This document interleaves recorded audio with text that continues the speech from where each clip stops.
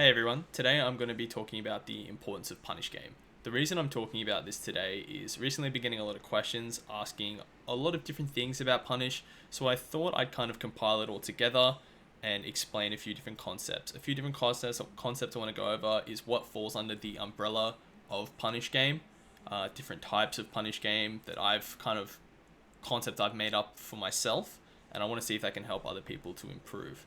So what we're going to do is we're going to go over a few different levels of Punish Game. We're going to start off here with myself at mid-level.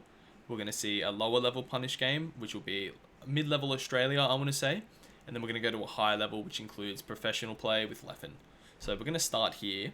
And before anything, I did want to say another reason I wanted to make this video is IBDW recently released a video, it's going to be in the description, talking about why Punish Game carried him. And it's really weird to hear that like a player said that Punish Game carried them, but when you watch him play and you see how hard he hits off so few neutral openings, you really understand about the importance of it for sure. So we're going to go into this one first. We're going to see a concept I call pick up Punish Game. So what happened there is I went for an up throw, and the optimal thing to do is to go for a chain grab or an up smash, and I want to do that. That's what I want to be doing, but I messed up. We all mess up. It happens all the time. What I do next is I don't freak out. I've messed up that up throw into an up smash or a chain grab countless times. And what a lot of people do is they miss it and they go like, oh, what now? Like, what do I do now? Like, what? Like, I've missed my punish. Like, or did I go for the right thing? They kind of panic and they let it go. But what I decide to do is because I've seen this countless times, so I'm like, oh, damn, I missed my punish. Time to tech chase once they hit the floor. So they hit the floor, I tech chase, I start my punish. I miss again, I do a dash attack because I react to them landing. So already I've missed a few things in this punish, right? I missed another thing, I got the backer off, and I've killed them. That is not a clean punish. To me, to some they'd be like, oh, that was like good, you just instantly killed them. That's not a good punish. I messed up a lot. There was a few openings where they could get out, but I pushed the disadvantage state and like a couple panic options, and I also let myself react to messing up, which is super key at being able to just kill off your openings if you mess up, because everyone messes up. I mess up, Leffen messes up, hell, you mess up, man. But so in response, Sweeb does an up throw, up smash, and gets my side B, but doesn't kill me. So already we're, at least for the context of this, we're 1-1 in neutral openings. I've killed them off one of mine. They've done 60. So in the bucket of my stock, they've got one neutral opening, right? If that makes sense.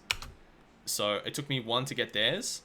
They still haven't killed me for mine. I've opened them up again. I've picked up the Punish Game off missing the up air. I get pushed off by Wispy. I still pick it up. I've done 107 damage. And they're in an edge guard situation. And I've cleaned up the edge guard. So that's another example of just killing them off one opening. This isn't consistent. This isn't every single time. But so far, that's another opening and another stock. Right? And we'll see what happens once Sweep gets another opening. They've put me on the ledge. They've knocked me down. Nothing really off the knockdown.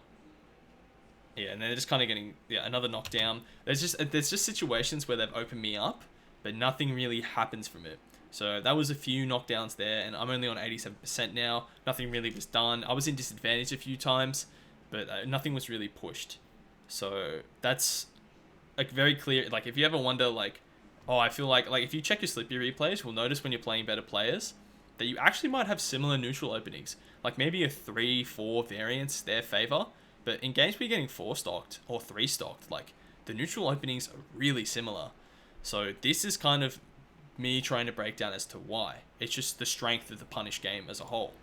So we're going to go to another video now, which is lower level Punish Game. We're only going to go for a quick one for this one. What we see happen here is, oh, I missed the timing, sorry. It should be about here on the transformation once the video loads. What we see here is a few openings that don't really do anything. So we'll see a knockdown, no punish. That's normal, that's fine. A couple of those is fine. But it's going to be like another knockdown, late punish. Like didn't really understand that we're going to be late there. So knockdown, no punish.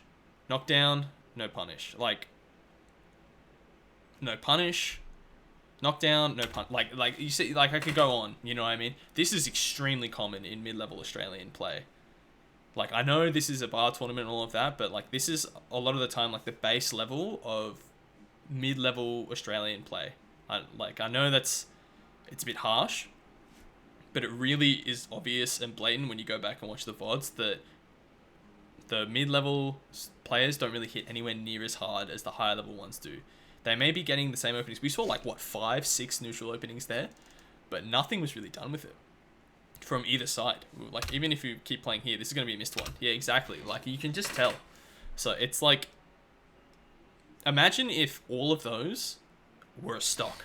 This game is over. You know what I mean? Like the amount of times these situations have been played, the game is done already. Like Blue Fox should have won by now. But just because the punish game isn't clean, they don't really understand how to do a pick-up punish game when something's been dropped or they're going to be a bit late to something. You know, it all really adds up. And if they were playing a better player, this would probably be... If Blue had the amount of neutral openings on a better player's punish game, it would be a 4-stock. Like, no contest a 4-stock with the amount of openings that it's got there. So I think it's really key to also understand that, like, even though neutral is a very important concept, it is, at least while you're improving, nowhere near as important as really capitalizing on your openings. So I have another example here as well from Leffen versus I would consider this Fox pretty good, Blarg 257. Not a bad player. It really is a punish gap though. You'll see, like, off the one opening. Boom, up air, up air. Like, this is a true punish. It's just a beautiful punish. Like, instantly kills him off a stock. The momentum is so one-sided. Like, Blarg isn't even... Like, Blarg's movement is not bad. Like, sure, Leffen misses that punish. Like, that's going to happen. But at least they get 1 0 to death in out of every 2, 3 openings. Or at least a stock. See, Blarg's got a decent punish game, right? But messes up. Misses the ledge dash, yeah. It all really boils down to execution in these spots. Especially on, like, even off the ledge dashes and stuff, it's all important. Like, the reason you're hitting your punishes is executions and understanding. So I can go on and on and on about all of that, but I really did just want to kind of get some videos, like, to go over, just kind of highlight the difference in punish game and how important it really is.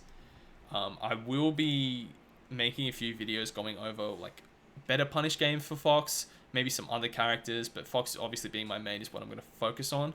But I also wanted to talk about emulation in regards to improving your punish game. So, like I said earlier, the question I get asked a lot is, how do I improve my punish game, right? And what we saw Leffen do here was a lot of single hit up airs. And when I'm thinking about improving, I'm like, why is he doing those single hit up airs? And the conclusion a lot of people would come to is so they can't counterplay it with smash DI, right? It's just better. Like, no smash DI, can't smash DI. Like, why did he do that nair? Because he thought he was holding in. Well, I should do that now if I think they're going to hold in. Like, you have to start copying these better players, but when you copy them, you have to understand why they are doing what they are doing. You can't just copy blindly because it won't make sense. You won't be able to interpret when the situation comes up with a bit of variance. Like, you won't make it your own. So even though, like, these players are doing these things and you can go, yeah, that's optimal because Leffen is doing it, you need to understand why. I can go on and on and on about punish game, but I feel like I've talked about enough what I wanted to say. So to summarize, pick up punish game. If you're late, kind of get some situational awareness as to what you can do next. You'll figure this out the more you go on. But really, so miss a true punish. Are they a knockdown? Can I get there in time? Am I not going to get there in time? Can I punish them? Like, you have to have like a flow chart of what you're going to do mentally. We also talked about IBW's video, which is in the description. Please give that a watch. It is also another really good video to talk about getting out of plateaus. And yeah, outside of that, that's what I wanted to talk about with punish game. If anyone has any questions, feel free to DM me on Discord, comment in the YouTube video. But yeah, I'll be making more videos on other melee concepts I think are underlooked, stuff I want to elaborate on in my own eyes. But yeah, thanks for watching.